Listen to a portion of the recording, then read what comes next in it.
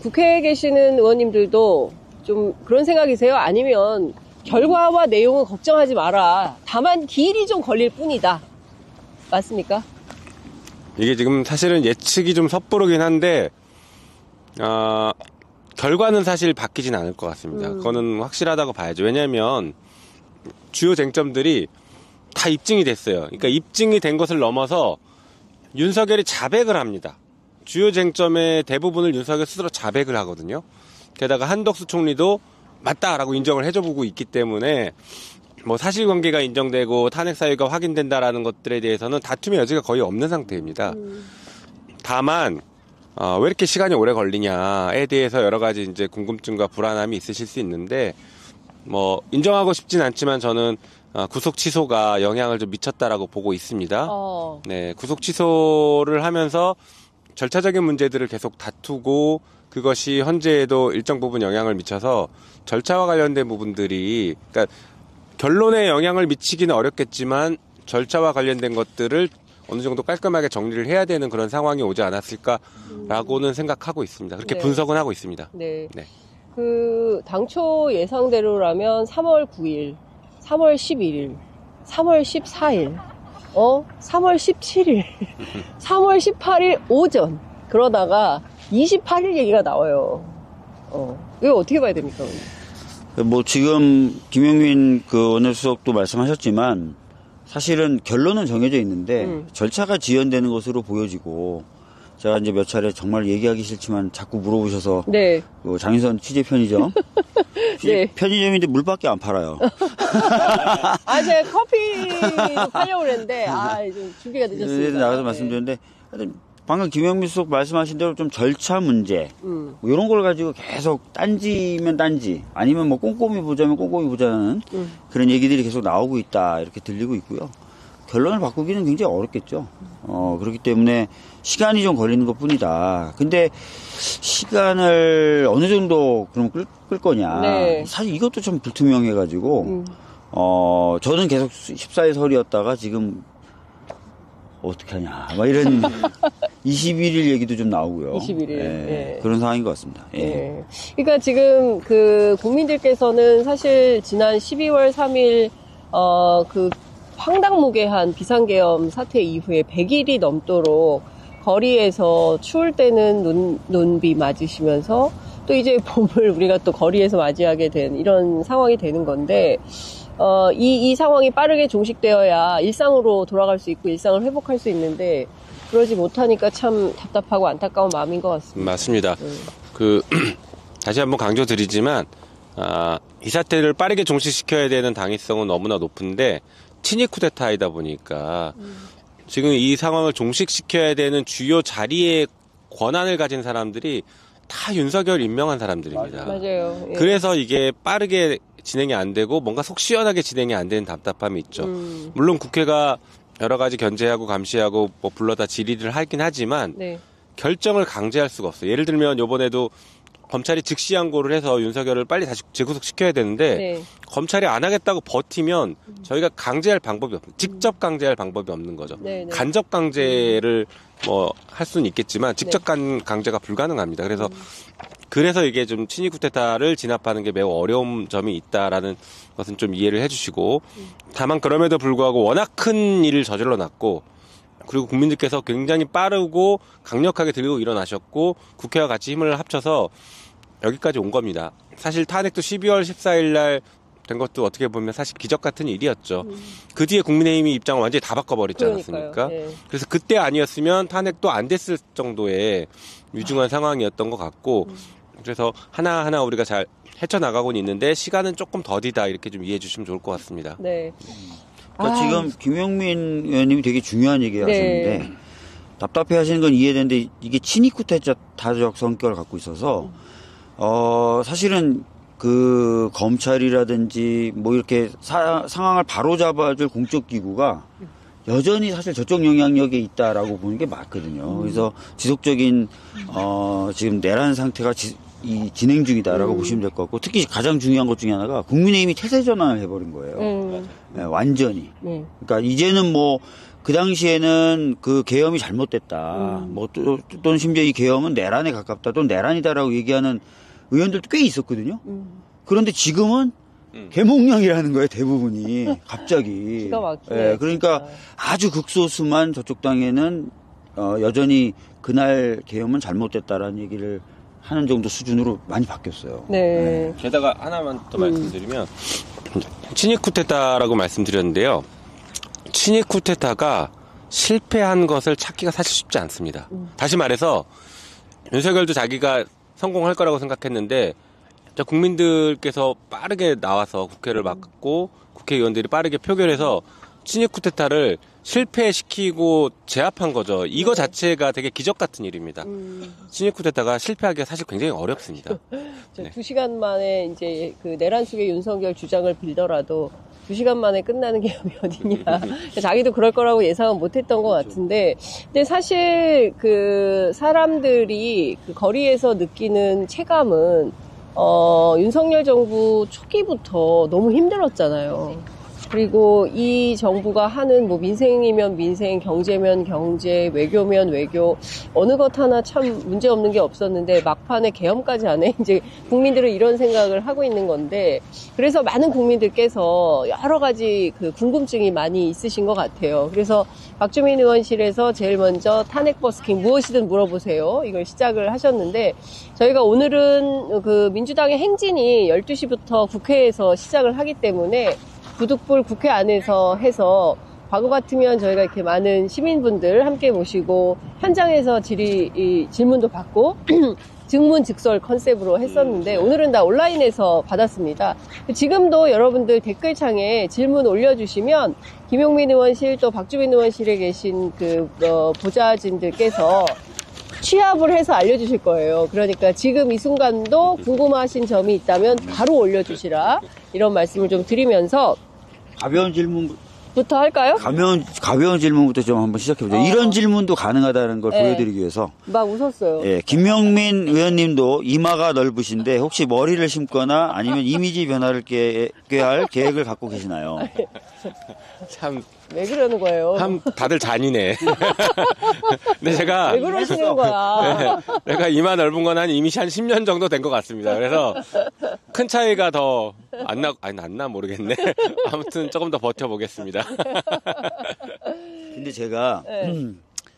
사실 저도 하기 전에는 수술을 하기 전에는 뭐 해봤자 뭐 굳이 해야 돼 이랬는데 요즘은 굉장히 만족하고 있을 뿐만 아니라 근데 의원님 진짜 달라졌어요. 네. 스타일이 완전히 달라졌어요. 대학생 같아. 그것뿐만 아니라 몇 개월 전 사진을 보면 깜짝 놀라요. 이게 누구지? 이게 과거의 나였단 말인가? 이랬나? 네, 이런. 예. 그렇죠. 뭐 좀 한번 생각해 보시죠. 예.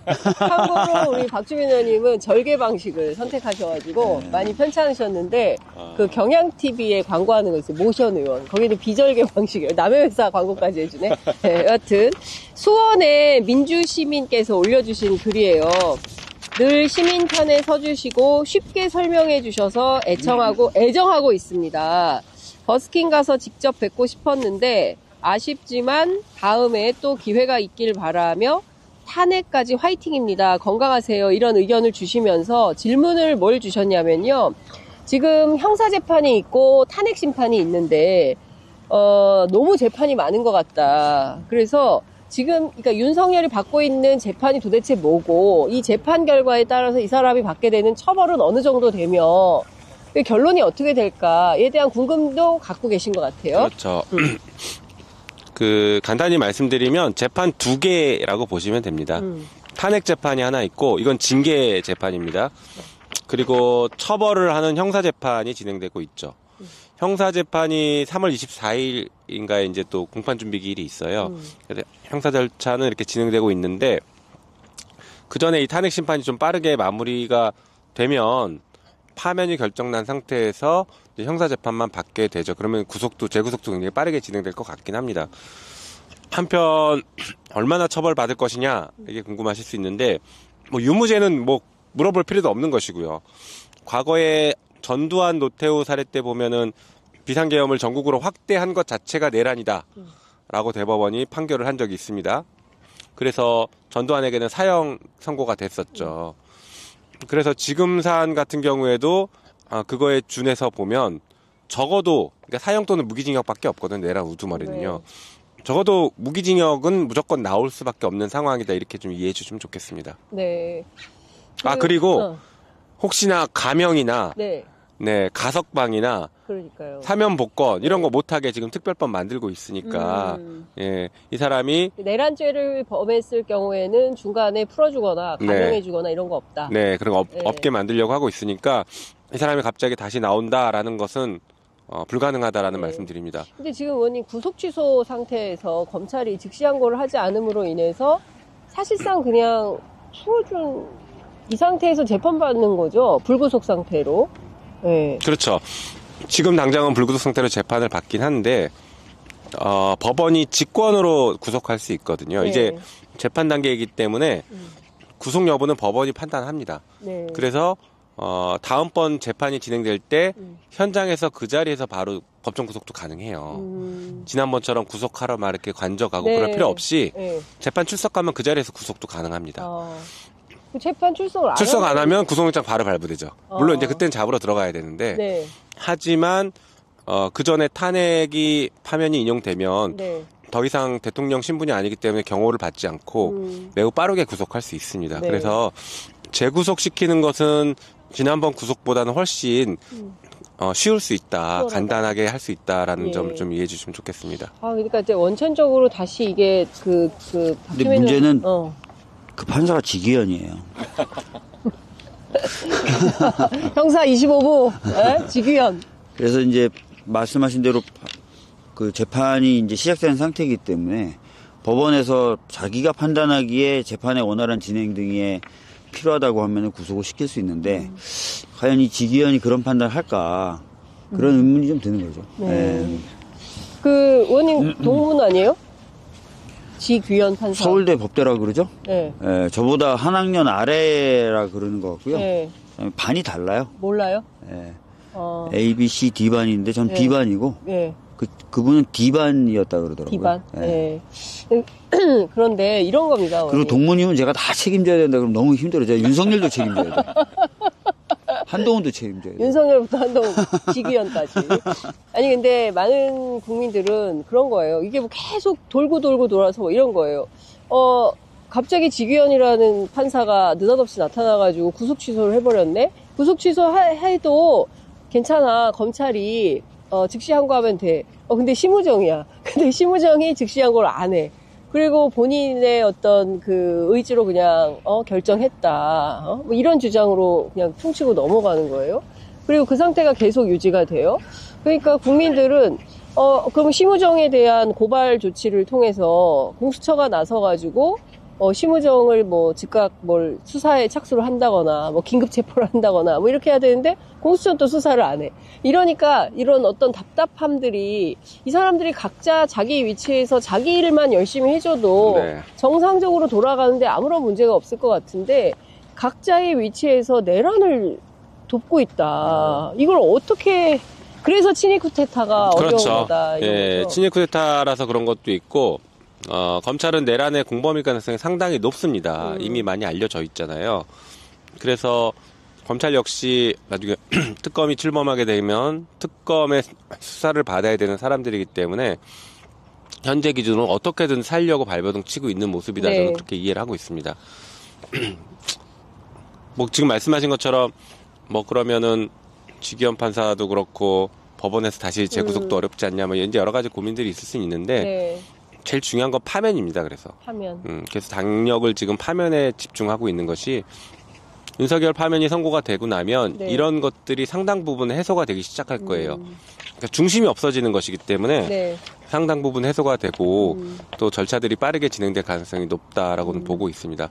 제가 오늘 아침에 라디오를 듣는데 서정욱 변호사라고 있잖아요. 네, 목소리 걸걸하신 분. 그분이 라디오에 나와서 자기 요새 기쁘다. 기각 얘기가 돌고 있다. 뭐 이런 얘기를 하는 거예요. 본인이 구속 취소를 맞췄다. 구속 취소 내가 된다고 하지 않았냐 이러면서 기각이다 이런 주장을 하는 거예요. 물론 그 가능성은 1도 없다. 그렇게 보고 있죠.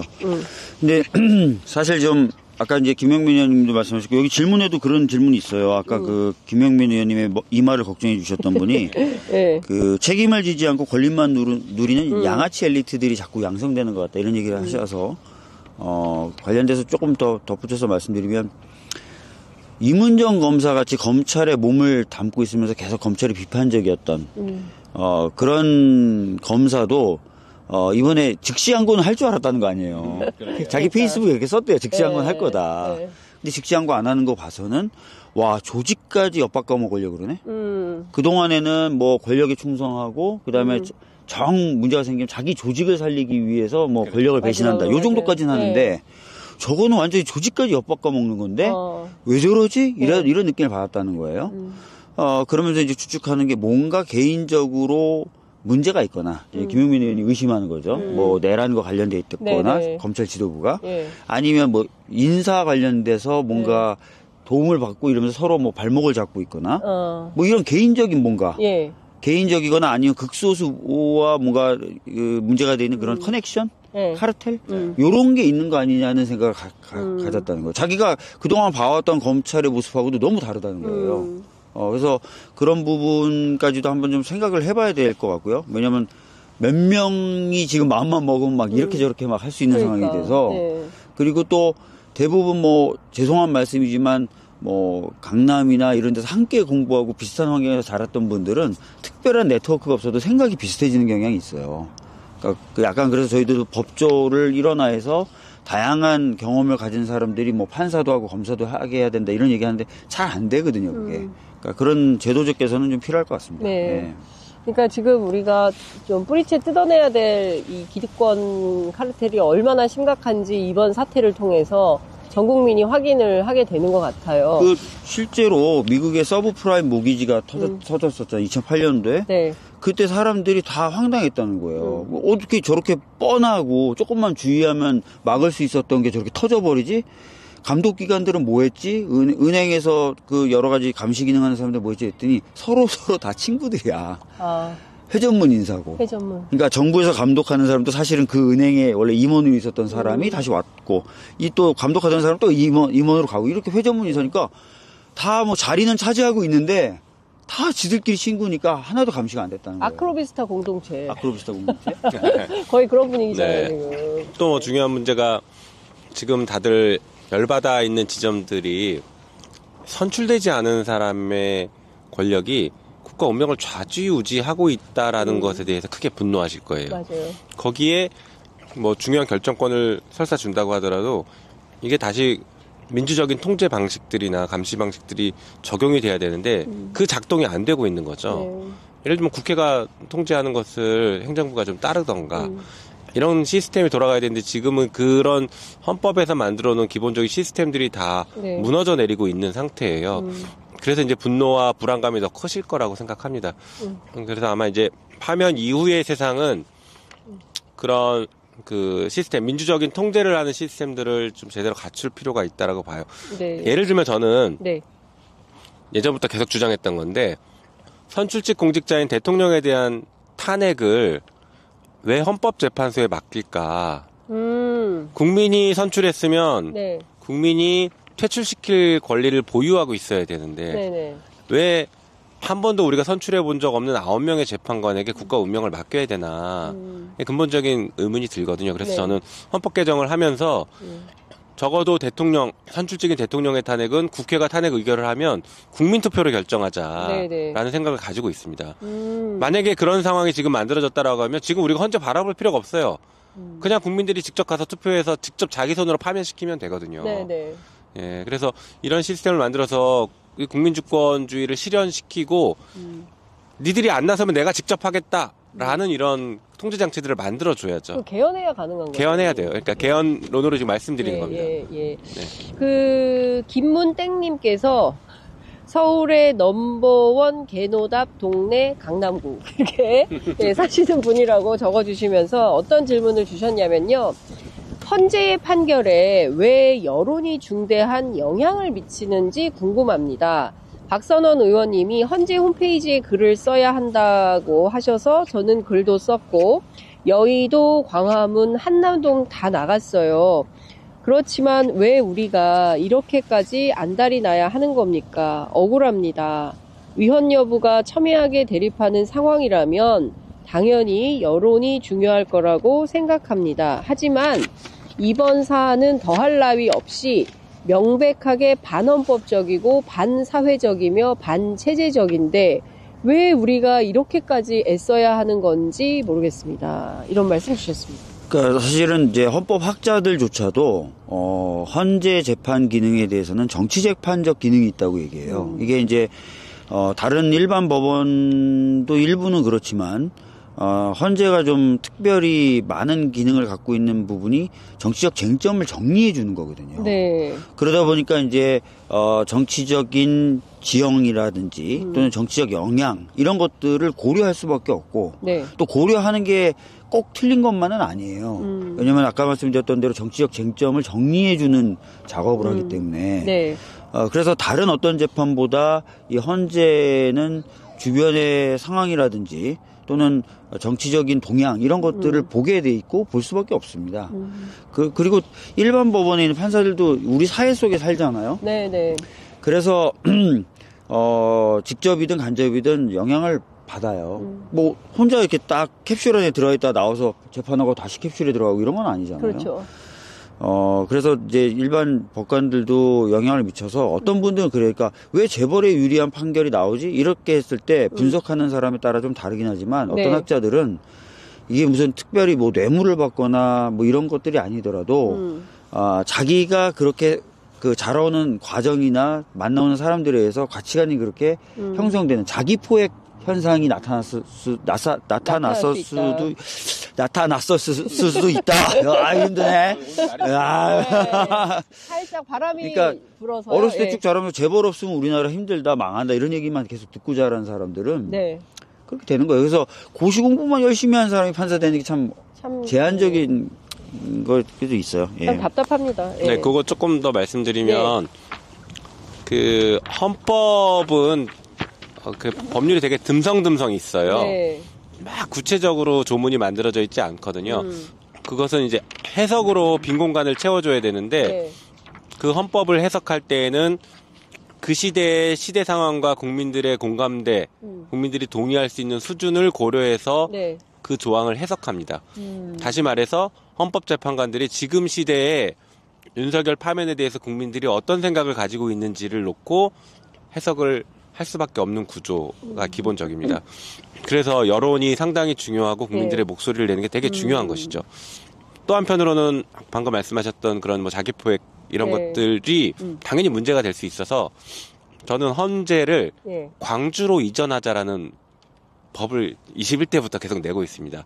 전라남도 광주. 네. 왜냐하면 헌법재판소는 87년 헌법 개정으로 만들어졌는데 87년 헌법 개정의 뿌리는 80년 광주 민주화운동이에요. 네.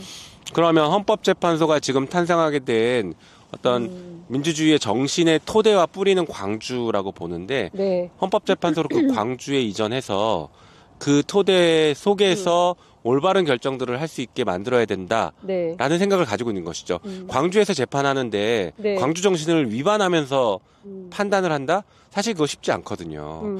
그래서 이게 뭐 갑자기 툭 튀어나온 얘기가 아니라 실제로 독일 같은 경우에는 네.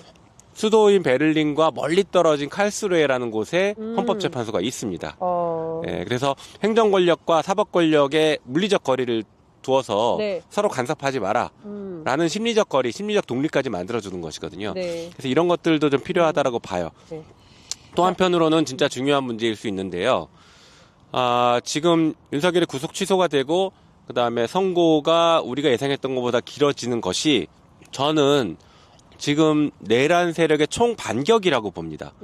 이게 우연이 아니고 내란 세력들이 보이지 않는 어두운 곳에서 검은 손들이 끊임없이 움직여서 말도 안 되는 주장을 한 100개를 나열하다가 그중에 하나가 얻어 걸린 거예요. 얻어 걸린 건지 잘 짜여진 각본인지는 나중에 분석해봐야겠지만 그중에 하나가 성공한 겁니다. 성공함으로 인해서 선고도 지금 자연스럽게 지연되는 이런 효과들이 발생하죠.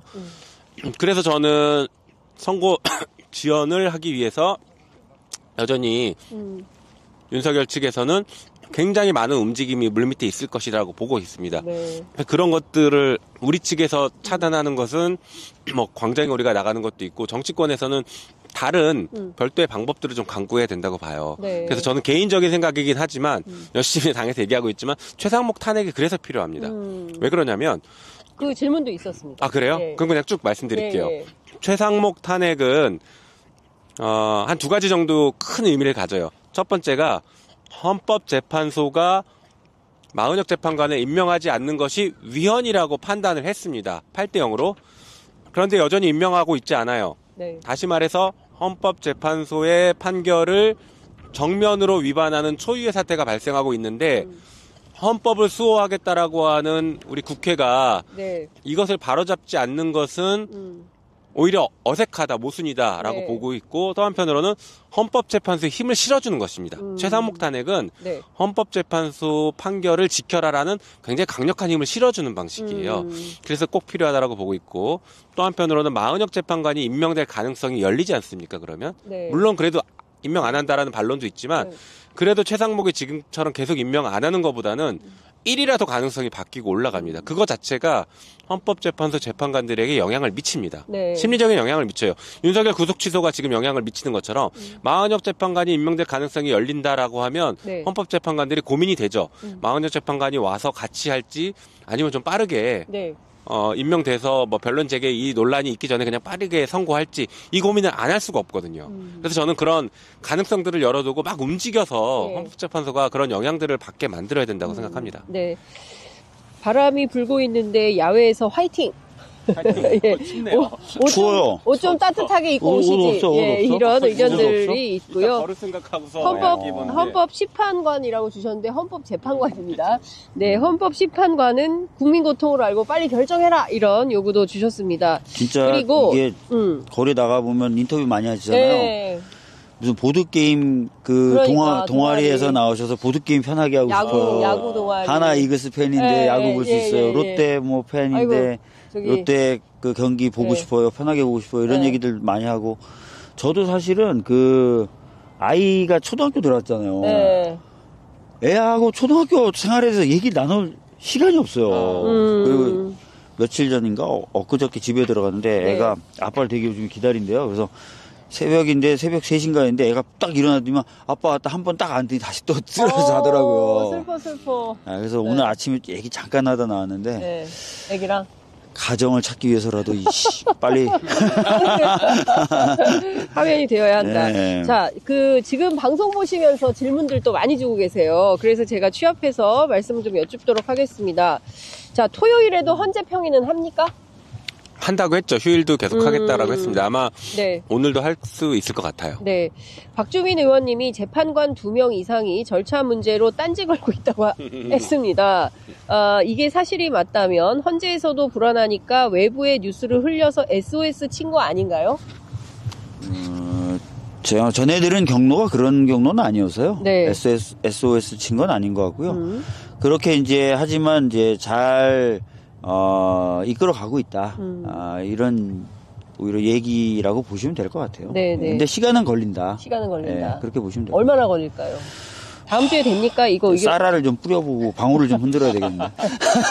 명태균 씨가 얘기했어요. 21세기에 누가 쌀점을 치냐. 여론조사 점은 쳐야 된다. 네. 뭐 21일 얘기도 나오고 그것만 해도 상당히 답답한데 네. 28일 얘기도 나오고 17일, 18일 얘기도 나오고 그래요. 네, 그러니까 그러니까요. 하여튼 저는 다음 주일 것 같아요.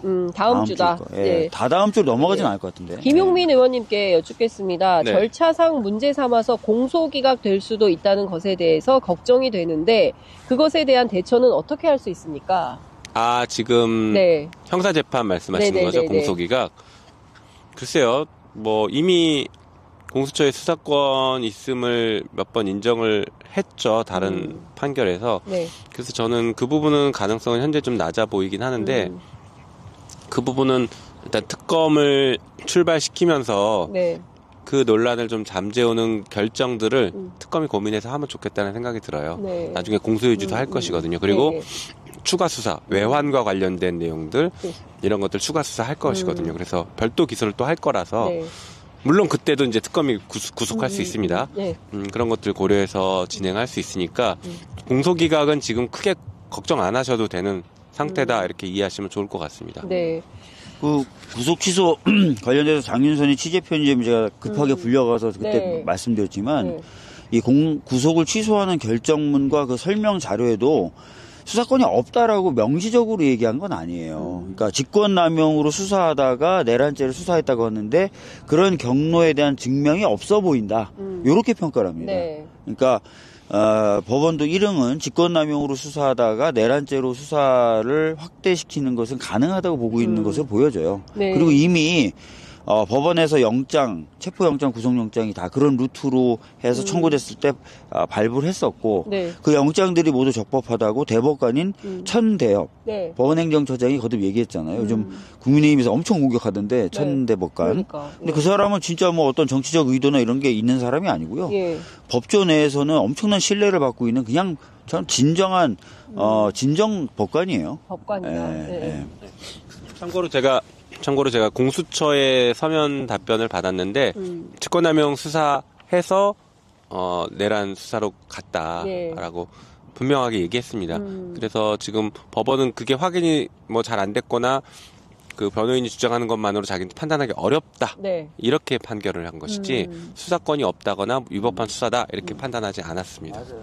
그 많은 분들께서 검찰 개혁에 다시 한번 또 이렇게 야 이거 그냥 놔두면 안 되겠다라는 생각들을 하시고 어제 명태균 변호인인 그 남상권 변호사도 저한테 밤에 전화를 하셔가지고 이런 얘기를 합니다. 기소권도 주면 안 됩니다. 완전 없애버려야 되는데? 기소권도 주지 마라. 이런 질문이 있으십니다. 그런데 이번에 민주당 지도부에서 법조 일원화 후퇴하지 않았습니까? 반드시 검찰의 권한은 쪼개야 합니다. 검찰 이름 대신 이제는 수사청, 기소청, 특수청 이렇게 여러 개로 분산시켜 주세요. 라는 당부 있습니다. 원내수석 맡고 계신 의원님께서 말씀 주십시오. 네, 뭐 당연히 해야 되는 것이고요. 저는 아직까지는 뭐 개인적인 입장이라고 그냥 표현하지만 우리 그 당 원내 검찰개혁 TF가 있었죠. 만들어서 검찰개혁 안들을 논의를 했고 거기서 이제 잠정적으로 결론을 내린 것은 공소청을 만들고 그래서 기소만 담당하게 하고 그다음에 수사는 현재 국가수사본부와 공수처와 그리고 별도로 만드는 중대범죄수사처에서 수사를 나눠서 한다라는 것으로 그 교통정리를 했습니다. 네. 이건 뭐 저희가 갑자기 생각한 건 아니고 21대 국회에서 박병석 의장을 중심으로 해서 여야 원내대표가 합의했던 합의문이 있는데 그 합의문에 따른 개혁안을 만들었다 이렇게 좀 이해해 주시면 좋을 것 같습니다. 그리고 거기에 대한 뭐 입법 전략이나 추진 전략 이런 것들은 당에서 또 별도로 논의하고 있으니까요. 이것은 그냥 할 수 있을 때 한 번에 제대로 하는 게 맞지 않을까 이런 고민하고 있습니다. 그러니까 사실은 이번에 구속 취소에 대한 직시항고를 안 한 거를 검찰 내부에서도 자폭장치를 누른 거 아니냐. 자폭장치를 누른 거 아니냐. 진짜 검찰 조직을 엿바꿔 먹은 거 아니냐. 검찰 조직을 엿바꿔 먹은 거 뭐 그런 얘기를 하고 있거든요. 이런데 우리가 어떻게 검찰이 정당하다고 앞으로 더 얘기하냐. 그렇죠. 이런 얘기들이 나와요. 전화 좀 받았습니다. 술 먹은 검사들한테. 뭐 하는 짓인지 모르겠다고 막. 술 먹은 검사들이 의원님한테 전화해서 한탄하는구나. 신세 한탄. 이게 뭐냐 이게 너무 심했다. 심무정. 너무 황당한 거죠. 그래서 제가 보기에는 이제 정권이 바뀌고 저희들이 이제 좀 차분하게 하면 될 것 같고 검찰 내부에서도 이거 뭐라 그러겠어요. 그리고 초기에 이제 그러면은 내란을 정리하는 작업을 뭐 검찰의 힘만 빌리지 말고 적절히 특검이나 이런 걸 좀 섞어가면서 하면은 뭐 가능하지 않을까. 이번에 진짜 원활하게 검찰 개혁이 가능하지 않을까 싶어요. 예. 실제로 이게 지금 되게 중요한 말씀하셨는데 그 나중에 이제 내란을 정리하고 처벌하는 이 과정을 검찰의 힘을 빌리면 안 된다라는 것들이 상당히 중요합니다. 검찰의 힘을 빌려서 다시 뭐 검찰 개혁이 또 숲으로 돌아가는 것 아니냐 이런 우려들을 여러분들이 많이 하고 계세요.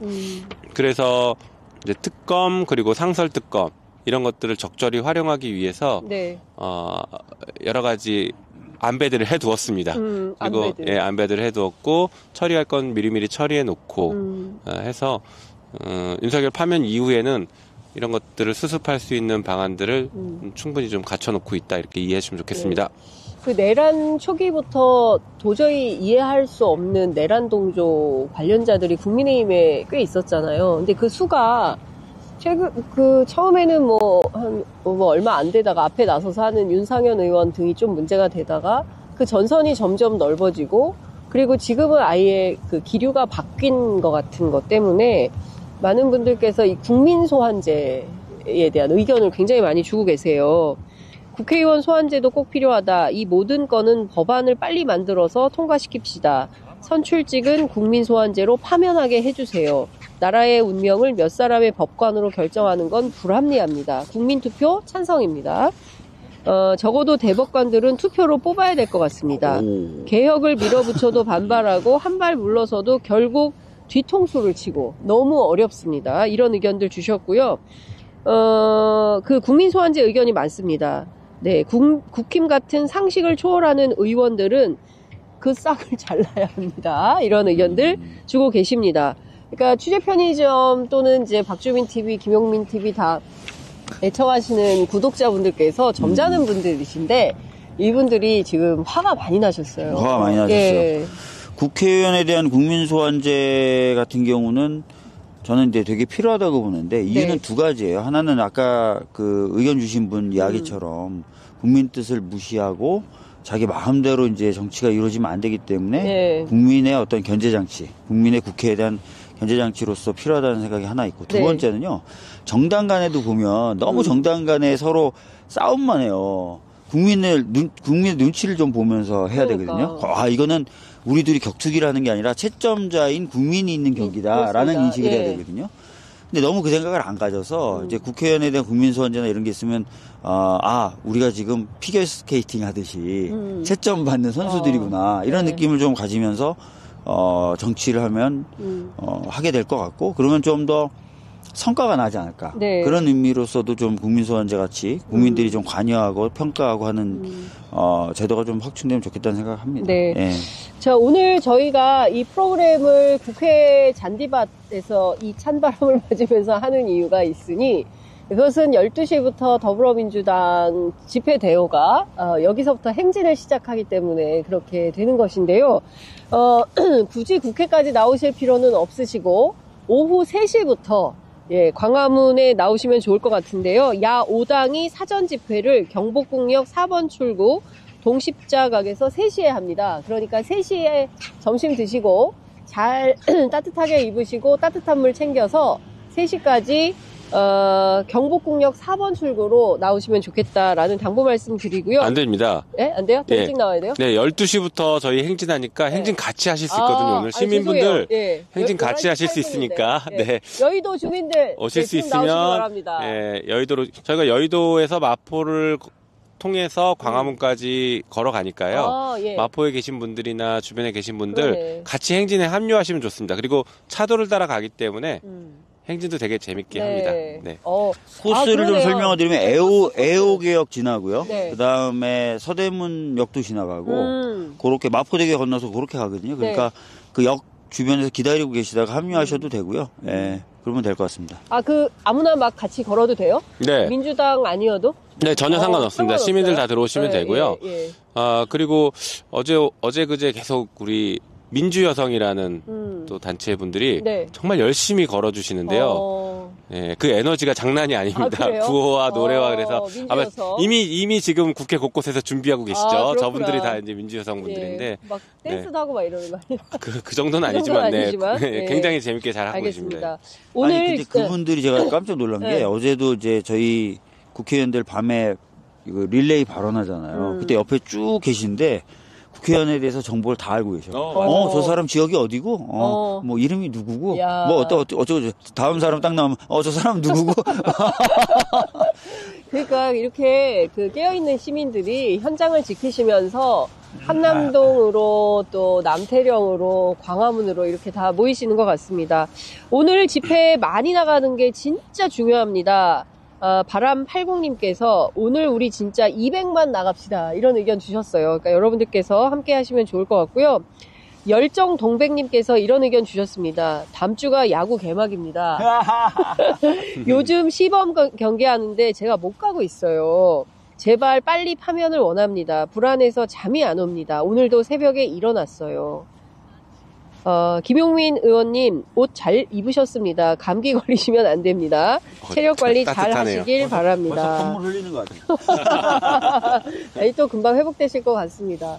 자, 이렇게 시민분들께서 의원님들 걱정하시는 이유는 사실은 국회 안에서 해결해야 될 일들이 많이 있기 때문에 그런 것 같습니다.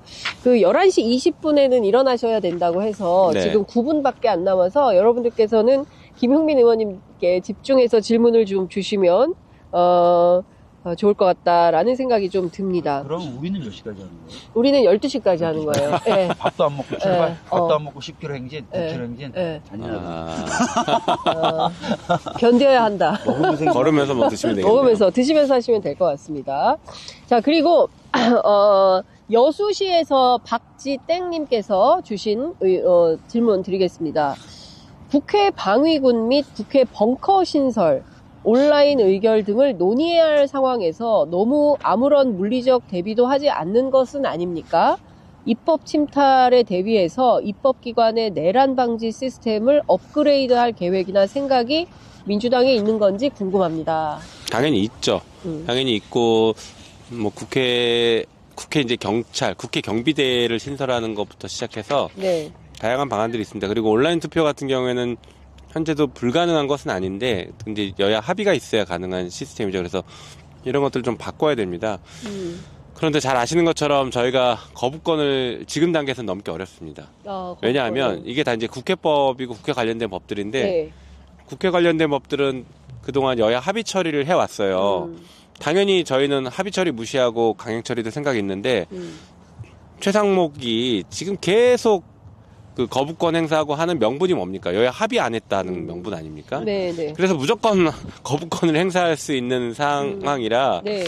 이게 지금 막 빠르게 처리하는 게 맞을지에 대한 그런 시기적인 고민이 있는 것이죠. 그리고 네. 오히려 그거보다는 당장 탄핵에 초집중해서 빨리 파면시키고 네. 무너져 내린 국가 시스템들을 재정비해야 돼요. 또 한편으로는 진짜 우리가 한 번도 경험해보지 못한 민주주의 위기가 뭐냐면 네. 행정부가 법적 의무를 안 하고 가만히 버틸 때 그러니까요. 해결 방법이 너무 없어요. 무기력해요. 예. 법에 뭐뭐 해야 한다라고 하면 당연히 할 걸 전제로 했지 나 안 해도 상관없어라고 버티는 것을 우리 헌법 체계가 상정하지 않고 있거든요. 그래서 이 시스템을 개선하는 것도 상당히 지금 중요한 네. 상황이 됐습니다. 연관된 질문을 서울에서 문영은님께서 주셨는데요. 최상목 권한대행이 또다시 거부권을 행사했습니다. 아직도 상설특검, 헌법재판관 임명은 하지도 않은 채 말입니다. 그가 이렇게 할 수 있는 것은 이렇게 하더라도 그 처벌의 수위가 낮기 때문이 아닐까. 그 처벌은 없는 거죠. 이거 안 한다고 해서 처벌. 아니죠. 직무유기로 직무유기. 저희가 고발을 해놨죠. 네. 예. 그런 것은 아닐까라는 생각을 하는데요. 법령 등의 제도를 어떻게 개선해야 이런 일이 다시 반복되지 않을까요? 그래서 이제 나오는 중요한 것 중에 하나가 네. 이런 상황일 때는 국회의장이 권한 대행을 해야 된다. 네. 라는 얘기들이 그래서 나오고 있고 네. 이 권한 대행의 방식들을 좀 바꿔야 될 것 같아요. 그러니까 국회의장이 하는 건 하나의 중요한 예시가 될 수 있는 것 같고요. 그리고 의무를 이행하지 않았을 때 이거 해결할 수 있는 간주 규정을 두는 것들. 예를 들면 제가 이제 특검법에 계속 집어넣고 있는 것인데 임명하지 않으면 특검 후보자 2명을 대통령이 추천하는데 대통령이 임명하지 않고 버틸 수도 있잖아요. 네네. 그럴 때에는 연장자가 임명된 것으로 본다. 이런 간주 규정들을 계속 넣고 있거든요. 네. 예, 그래서 그런 방식들로 의무를 이행하지 않아도 그냥 처리가 되는 것을 법에다가 명시해 놓는 이런 것들도 같이 고민해야죠. 네. 자, 최혜원님께서 질문 주셨어요. 윤석열 정권 동안 김건희랑 같이 불법으로 재산 불린 건 국고로 환수가 되는 겁니까? 아니면 전 국민이 그들을 상대로 고소고발하는 적극적인 방법도 추진이 될 수 있을까요? 그러니까 제가 같이 곁들여서 드리고 싶은 질문은 이 내란의 진짜 수괴가 누구냐? 그리고 내란의 설계자. 네, 내란의 설계자, 내란의 기획자. 후보가 누구냐 이런 거고 그리고 싹 없어졌어요. 또 숨어버린 거거든요. 그러니까 총선 때 본인이 이슈가 되면 표 떨어진다 해서 5달 동안 나타나지 않았지 않습니까? 이제 그런 것처럼 똑같은 상황이 반복이 되고 있는데 이분과 관련된 이슈는 어떻게 좀 봐야 될까요? 그래서 저희가 이제 그것만 딱 놓고 네, 얘기하자면, 이제 별도의 특검법, 명태균 특검법 거부권 행사했으니까, 뭐 다시 저희가 재의결은 해야겠죠. 이거 말고 상설특검을 다음 주쯤에 처리하려고 합니다. 그래서 김건희 상설특검을 통해서, 네. 이건 거부권 행사가 안 되니까요. 아, 예. 처리를 하고 또 금특검 임명 안 하면 어떡하냐. 그렇죠. 상설특검 예, 통과해도.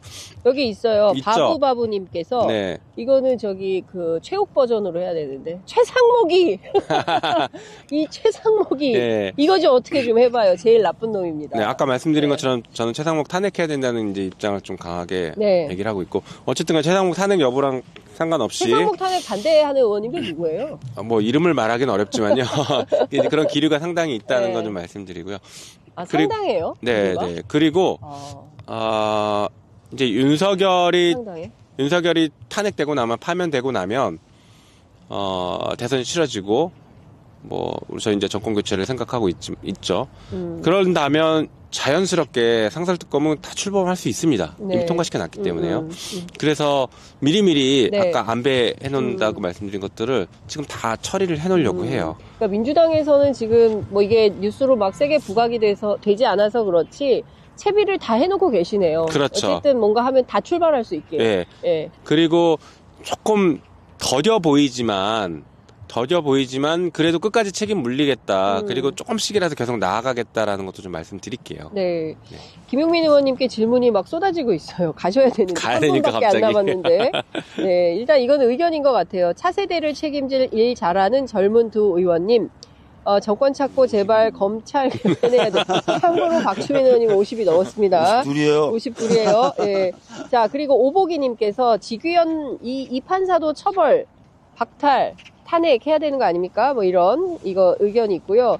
김건희는 앞으로 어떻게 해야 됩니까? 그리고 또 하나, 내란숙에 파면한다. 이 말을 언제쯤 들을 수 있습니까? 속이 갑갑해서 병이 나겠습니다. 저는 일단 윤석열 파면과 관련해서는 이번 주말과 다음 주 초쯤이 되게 중대한 기로라고 봐요. 네.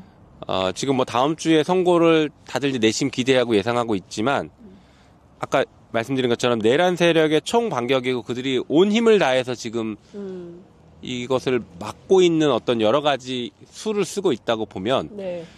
이들 입장에서는 이재명 대표의 항소심 선고인 3월 26일 이후로 선고가 되기를 바랄 겁니다. 그게 다 다음 주예요. 네. 그러니까 이들은 다음 주만 버티면 돼요. 한 주만 버티면. 예, 윤석열 입장에서는 한 주만, 다음 주만 어떻게든 버티자라고 총공세에 나올 가능성이 높습니다. 네. 헌재 재판관들 혹은 직접 혹은 간접적인 다양한 방식의 영향. 그러니까 지금 물밑으로 할 거예요. 의원들이 네. 지금 계속 가서 뭐 그 앞에서 1인 시위하고 뭐 하고 다 예, 하고 있지 예, 않습니까? 예. 그게 지금 그런 것들을 총공세하는 겁니다. 그래서 갑자기 돈을 꺼내고. 우리도 다음 주에 반드시 선고할 수 있게 힘을 다 모아야 됩니다. 총공세를 해야 총공세를 해야 돼요. 네. 총방어일지 공세일지 네. 모르겠지만 우리도 힘을 다 모아야 된다. 네. 그리고 아까 말씀드린 별도의 국회 내에서 네. 변수를 만들기 위해서 마은혁 재판관이 임명될 수 있다라는 가능성을 다음 주에 국회 내에서 보여줘야 된다라고 저는 생각합니다. 네. 1차 내란은 12월 3일, 119 법원 폭동으로 2차, 그리고 3월 8일, 사실은 여성대회인데 3월 8일 날 사법 쿠데타, 이렇게 3차의 내란이 지속적으로 이루어지고 있는 거다. 네, 그 상황에서 이걸 어떻게 사실은 기득권의 어떤 말씀 주신 대로 총 반격이 일어나는 것이기 때문에 조금 더 정치하게 전략을 짜서 승리하는 전략을 세워야 되지 않을까라는 생각이 좀 듭니다. 네. 가셔야 돼가지고요. 이제 보내드려야 되는데 끝으로 그래도 인사 말씀은 한 말씀 듣고 보내드리도록 하겠습니다. 네, 뭐 많이 불안하시겠지만 아까 말씀드린 것처럼 결과에 대해서 의심하는 사람은 사실은 거의 없습니다. 특히 국민의힘 의원들도 사석에서 만나면 당연히 인용을 확실하고 있어요. 네.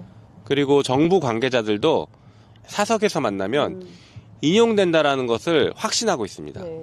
네, 거기에 맞춰서 다음 스텝들을 준비하고 있지 조금이라도 기각될 가능성이 있다라는 것을 이분들도 머릿속에 없어요. 네. 다만 시간을 끄는 것이 의심스럽고 불편한 것이다. 이 정도만 생각하고 있습니다. 그래서 대부분 비슷하게 생각하고 있으니 우리가 조금 더 자신감을 갖고 더 지체되지 않게 한번 힘을 모아보자라는 것을 당부드리고요. 네. 그리고 오늘 12시부터 행진 네. 꼭 많이 참석해 주시기 바랍니다. 감사합니다. 네. 자, 김용민, 박주민 가시고. 의원, 멋지다. 죄송하지만 더 힘내셔서 고생해 주십시오. 화이팅입니다. 화이팅! 이런 의견 주셨습니다. 네. 자, 다음에 또 김용민 의원님 뵙기로 하고요. 우리는 남아서 좀 더 하기로. 네, 이성현 해주세요. 의원님 오신다고 그러지 이성현 않으셨어요? 의원님이 왜, 아직 출발 못 하셨어요. 그러면 뭐 예, 오시는 대로 저희끼리 좀 하다가 좀 하다가 좀 예. 편하게 좀 하다가 예, 예. 예.